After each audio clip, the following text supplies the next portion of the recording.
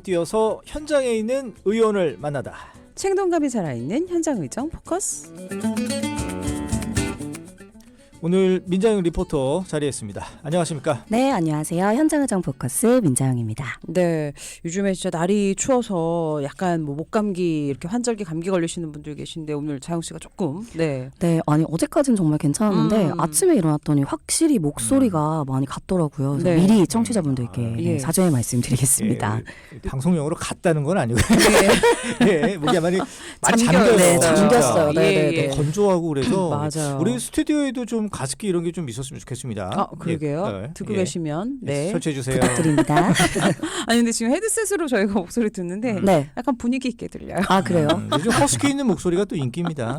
또 새롭게 네. 또 저의 목소리를 예. 네. 무리하지 마십시오. 우리 OBS 라디오 요거 장비들이 성능이 좋아서 네. 저희가 볼륨을 높이면 되니까 네. 무리하지 네. 마시고 네. 살살 말씀해 네. 주세요. 알겠습니다. 오늘의 현장의정 포커스 어떤 이야기 나눠볼까요? 네, 오늘 만나볼 분은요. 국민의힘 김포시 제1선거구 홍은길 의원입니다. 혹시 두 분은 김포하면 어떤 것들이 떠오르세요? 저는 운민 작가님. 운민 아, 작가님 그쵸, 그쵸, 예, 그쵸. 댁이 김포예요. 맞아요. 자주 조금 얘기하시더라고요. 전에 네. 그렇죠. 네. 전 아무래도 공항이요. 예. 맞아요. 저희 세대는 인천공항이 없을 때부터 이제 있었으니까 오, 네. 예, 그때 뭐 거기 뭐 비행기 타고 이랬던 기억 김포공항 제가 네. 먼저 생각나는 전 또 생각나요. 김포 옆에 있는 우리 OBS 본사. 아, 네, 맞아요. 가까워요. 맞아요. 가까워요. 어떻게든 방송과 연결하는 예. 진정한 프로입니다. 네. 김포 얘기해 주시죠. 네, 아마 많은 청취자분들이 김포라고 하면 우리 이윤아 아나운서처럼 김포공항부터 떠올리지 않을까 싶어요. 예, 예. 아무래도 요즘에는 뭐 당일치기로 제주도를 다녀올 정도로 저가 항공사가 늘어나면서 예. 비행기 가격도 정말 많이 내려갔고요. 또 아마 기분 좋게 또 여행을 하면서 지나가야 되는 도시 중에 하나로 기억하시는 분들이 많을 겁니다. 예. 특히 이 비행기를 타고 가장 기분 좋은 순간이 구름을 뚫고 올라가는 순간, 맞아요. 그리고 예. 또 내려오는 순간인데 이 내려오는 순간은 정말 뭔가 도시 어딘가에 부딪힐 것 같아서 와, 기술의 발전이라는 게 이렇게 대단한 거구나 싶어질 정도로 느껴지기도 하는데요. 근데 사실 우리는 비행기 타러 갔다가 오면 되는 그런 기분 좋은 도시들이지만 실제로 이 지역에 사는 분들은 어떨까요? 그렇죠. 그 혐오 시설로 생각하시는 분도 있을 거예요. 워낙 네. 시끄러워서. 아마 이 비행기 이착륙할 때 소리 들어보시면 이 귀마개 하시는 분들이 있을 정도로 엔진 소리가 상당히 크거든요. 예. 실제로 1958년에 김포공항이 시작된 이후에 수도권 중에 서남 권역은 항공기 소음에 늘 노출이 되어 있는 상태입니다. 예. 이로 인해서 지금까지 소음에 대한 민원은 물론 시위와 소송들이 끊임없이 이어져오고 있는데요. 실제로 점점 항공기를 이용하는 승객들이 늘어나는 만큼 인근 피해와 민원들 또한 계속해서 늘어나고 있다고 합니다. 관련해서 홍은길 의원의 이야기 들어보시죠. 2022년 기준으로 하루에 평균 440대가 운행되어서 시간으로 보면 2분 30초마다 한 대씩 비행기가 오르내리는 그런 상황이거든요. 또 앞으로 여행 수요는 또 계속 증가할 거고 이렇게 되면 공항 소음은 앞으로 상상할 수 없을 만큼 더 증가될 거예요. 오전 6시부터 밤 11시까지 24시간 중에 17시간 항공기가 이착륙을 한다면 이게 어떨 것 같으세요? 뭐 일상생활은 물론이고 또 학교, 수업, 주거권 등 여러 가지 피해를 주민들이 보고 있거든요. 그 항공기 소음 뭐 크다라고는 생각하는데 구체적으로 한 어느 정도예요? 어느 데시벨이에요? 홍은길 의원에 따르면요. 지난 2월에 2시간 동안 비행기 20대가 지나갈 때 소음 정도를 측정을 해봤어요. 그랬더니 90데시벨에 육박했다라는 결과가 있었어요. 네. 보통 열차가 역에 진입할 때 발생하는 순간 소음이 80데벨 정도거든요. 예. 근데 이걸 뛰어넘어서 90데벨이라는 거는 청력에도 이상을 줄 수 있을 정도의 수치입니다. 예. 소음이 아주 시끄러운 공장 안에서는 옆에도 막 소리를 질러야 되잖아요. 예, 예. 그 정도의 소음이라고 하고요. 이렇게 시끄러운 소리에 지속적으로 노출이 되면 난청은 물론 호르몬 이상까지 생기면서 신체적인 증상이 발현되기도 합니다. 예. 그리고 또 이게 사람한테 오는 문제뿐만 아니라 환경 문제도 심각한 게요. 바퀴를 이용해서 올라가잖아요. 그러면 그 비행기 타이어에서 떨어지는 가루들, 분진 날리는 문제도 만만치가 않고요. 그렇겠네요. 이제 그렇죠. 기름을 투여하면서 발생하는 주변 환경에 대한 피해까지 생각해보면 그냥 시끄럽대요 라고만 치부할 수는 없는 상황입니다. 예. 그리고 김포공항이 단순히 김포에만 영향을 끼치는 게 아니라 인천과 서울은 물론 경기도 부천과 광명까지 피해 범위가 또 상당히 넓다고 합니다. 예. 아니 근데 아까 1958년에 처음 이제 문을 열었다고 하셨잖아요. 네네. 그럼 사실은 꽤 많은 시간이 흘렀는데 뭐 지금까지 아무 대책이 없었던 건 아닐 것 같은데요. 네, 맞습니다. 2010년도에 공항소음 대책에 대한 가이드라인을 정부 차원에서 마련을 하면서 보상금을 지급해 오긴 했어요. 근데 이 보상금이라는 게 어떤 거액이 막 오고 가는 수준은 아니고요. 여름에 비행기가 지나가면 창문 못 열잖아요. 예, 예. 그러면 이제 에어컨, 냉방기구 틀어야 되니까 이 냉방기구에 대한 전기료 지원 정도, 그리고 TV 수신료 명목 등으로 지원이 진행되고 있었고요.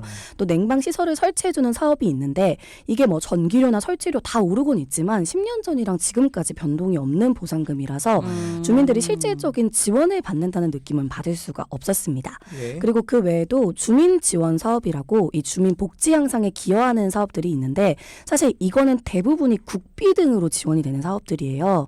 그래서 그렇다면은 우리 경기도가 좀 직접 나서서 주민들에게 진짜로 필요한 부분들을 지원해보는 건 어떨까라는 생각으로 홍원길 의원이 이제 경기도 차원에서 적극적인 대책을 내놓아야 할 때라고 설명했는데요. 이 모든 것을 아울러서 가장 우선적으로 필요한 것은 주민센터를 만드는 것이라고 합니다. 계속해서 설명 들어보시죠. 지금 제주시에는 그 주민센터가 있고요. 또 김포공항을 중심으로 서울시에도 있어요. 그런데 경기도는 부천, 김포, 광명이라는 소음 피해 지역에 있음에도 불구하고 센터가 없어요. 그 센터를 만들어야 된다는 필요성을 세계 도의원들이 함께 고민하고 있는 방안이고요. 센터 내에서 할 수 있는 일들이 소음 피해 주민들한테 지원 사업 발굴하고 또 사업도 운영하고 간담회, 토론회에서 소통해서 방안 찾고 이런 역할이 필요하다고 저는 생각합니다. 예, 지금 홍원길 의원이 이 공항 소음 대책 지원센터에 대해서 살짝 얘기해 줬는데 좀 네. 구체적으로 어떤 역할을 하는 곳입니까? 누군가는 이 주민들의 의견을 취합해서 소음과 관련한 문제들을 해결을 해야 되는데 그 역할을 하는 곳이라고 생각하시면 됩니다. 실제로 소음 피해를 받고 있는 지역민들의 의견을 듣고 정부와 공항 공사를 연결하는 중간 다리로서 활동하게 되는 거고요. 또한 이제 국가가 진행하고 있는 뭐 정책이나 소음 대책 그리고 소음 측정 과정에 주민들과 함께 점검하면서 방향을 제시하는 그런 일들을 하게 됩니다. 뭐 전문가들도 함께 할 수 있고요. 주민들도 소음과 관련한 문제가 생겼다. 이러면 가장 먼저 달려갈 수 있는 곳이기 때문에 지자체에서도 그만큼 부담을 덜 수 있다는 장점이 있습니다. 그리고 또 여기에 집중돼서 이제 소음에 관한 것들을 다 처리를 해주면 이제 지자체는 다른 일들에 좀 더 집중을 하면서 다양한 정책들을 또 살펴볼 수 있기 때문에 네네. 좀 그런 장점도 가지고 있고요. 이미 말씀하셨던 것처럼 서울과 제주는 이 센터의 역할이 크게 부각이 되고 있어요. 근데 도내 3개시가 피해를 보는 경기도는 아직까지는 만들어지지 않았기 때문에 홍원길 의원은 이것은 꼭 필요한 대책 중 하나다라고 네. 강조를 해주셨습니다. 네, 이렇게 필요하다라고 얘기를 하고 계신데 그럼 진행은 조금 되어 있는 상황인가요 지금? 일단 집행부와 소통을 하면서 제도적인 장치는 생각을 해두고 있는 단계라고 하고요. 예산을 편성하면서 필요한 조치를 하기 위해 검토 중이라고 합니다.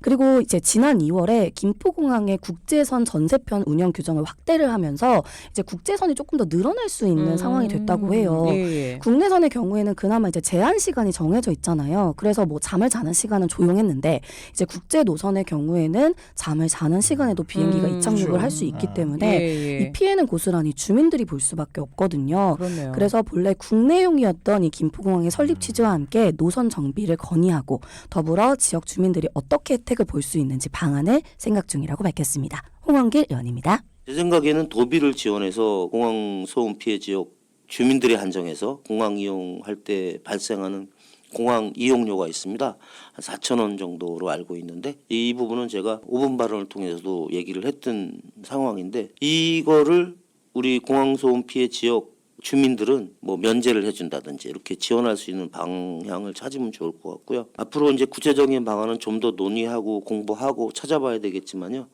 하여튼 형평성에 어긋나지도 않고 합리적인 방법을 찾아볼 수 있도록 최선을 다하겠습니다.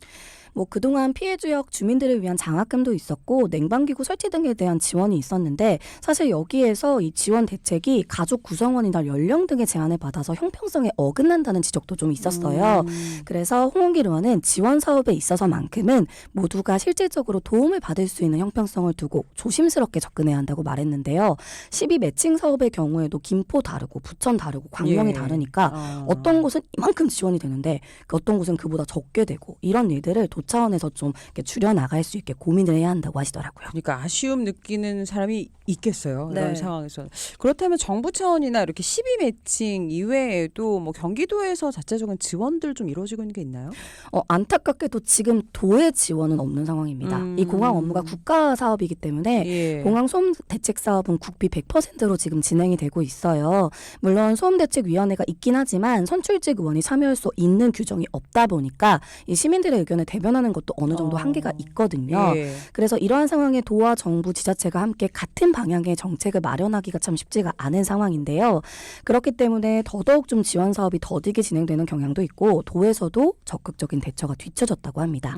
이미 홍원길 의원이 김포시 의원으로서도 활동을 해왔기 때문에 이러한 한계를 누구보다 더 잘 파악을 하고 있다고 해요. 그래서 앞으로 더욱더 도민들을 위해 열심히 나서겠다고 했는데요. 계속해서 이야기 들어보시죠. 2017년 조례 경기도 공항소음 피해 지역 주민에 대한 지원 조례도 제정하고 한 차례 개정도 했지만 여전히 바뀐 것이 없습니다. 직접 간접 지원은 물론 정책도 또 예산도 계획도 현재 없는 실정입니다. 최근 들어서 집행부에서 공항소음 피해 지자체 지역 주민, 공무원 그리고 경기도에 이렇게 간담회를 추진하고 있어요. 이게 늦었지만 되게 고무적이라고 저는 보고요. 이것을 계기로 경기도만의 공항소음 피해 지역 지원 정책, 사업 등을 발굴해서 잘 추진할 수 있도록 해보겠습니다.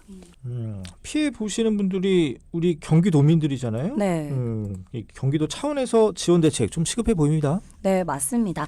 현재 홍원길 의원은 전국공항소음대책특별위원회에서 수도권역 부위원장을 맡아서 활동을 하고 있는데요. 전국의 공항소음을 최소화하고 대책 사업이나 주민 지원 사업을 효율적으로 추진하기 위해서 지방의회 차원에서 만들어진 위원회라고 합니다. 이 도민들의 이야기를 더 잘 들을 수 있는 위치에서 만들어진 특별위원회인 만큼 국토부에도 더 적극적으로 건의를 하겠다고 했고요. 실제 피해를 보는 주민들이 체감할 수 있는 그런 지원 대책을 마련하고 도민들의 삶의 질을 높이는 데 기여하겠다는 바람도 함께 밝혔습니다. 그리고 이번에 상임위를 맡은 게 문화체육관광위원회예요. 그래서 또 지역 문화를 발굴해내는 일에도 역시나 앞장서겠다라는 다짐을 보여줬는데요. 앞서 말씀드렸던 것처럼 김포가 사실은 그동안 공항 말고는 떠오르는 게 잘 없었잖아요. 근데 사실 보면 이 김포 또한 접경 지역으로 애기봉 평화생태공원에서 개성의 유적지도 3D로 볼 수 있고 네네. 북한도 정말 최근접해서 볼 수가 있어요. 저도 시댁이 바로 옆인데 정말 가까이서 볼 수가 있거든요. 예. 그리고 또 이제 김포 국제조각공원이라고 통일을 테마로 만들어진 세계 유일의 테마공원으로 세계적인 미술가들이 이제 작품을 좀 만들어 놓은 곳인데 알고 보면 김포도 이렇게 많은 곳들이 즐길 수 있는 곳들인데 지금은 그냥 여행을 위해 지나쳐가는 도시로만 남아 있잖아요. 그래서 홍원길 의원은 앞으로 더 적극적으로 이런 컨텐츠들을 발굴을 해서 김포를 시작으로 도민들의 사랑을 받을 수 있는 경기도가 될 수 있게 살펴보겠다고 이야기를 해줬습니다. 직접 들어보시죠. 흔히들 김포를 머물다 가는 곳이 아닌 그저 지나가는 곳으로 말씀들 많이 하시는데 김포에도 도민 여러분들이 보고 즐기고 느끼고 쉬어갈 수 있는 그런 자원들이 많이 있습니다. 아무래도 이제 접할 수 있는 기회가 많이 늘어야 되겠고요. 또 접근성도 높아져야 될 것 같습니다. 또 찾아오고 싶은 생각이 드실 수 있도록 콘텐츠 발굴과 업그레이드 그리고 일상이 축제가 되어 언제든지 즐길 수 있도록 하는 그런 기회를 좀 더 늘려야 되겠다는 생각이에요. 그래서 우리 문화관광 자원들을 많이 홍보하도록 제일 중요한 예산도 확보하고 또 직접 홍보도 하고 그렇게 해볼 계획입니다. 거창하지는 않더라도 작은 축제, 지역 축제들을 늘릴 수 있는 방안과 또 경기도에 숨어있는 명소들을 더 꺼내놓을 수 있는 홍보는 무엇인지 남아있는 후반기 상임위원으로서 다양한 계획을 구상하고 있었는데요. 지역구를 위해 더 나아가 도민들을 위해서 열심히 발로 뛰고 있는 의정활동들 더 많이 만나볼 수 있기를 기대해봅니다. 네, 알겠습니다. 이렇게 해서 오늘은 저희가 김포, 또 부천, 광명 이렇게 김포공항 주변 지역에 항공기 소음으로 피해를 보고 있는 상황 지금 전해드렸고요. 앞으로 조금 그런 대책들이 빨리 나오길 한번 기대해 보겠습니다. 네.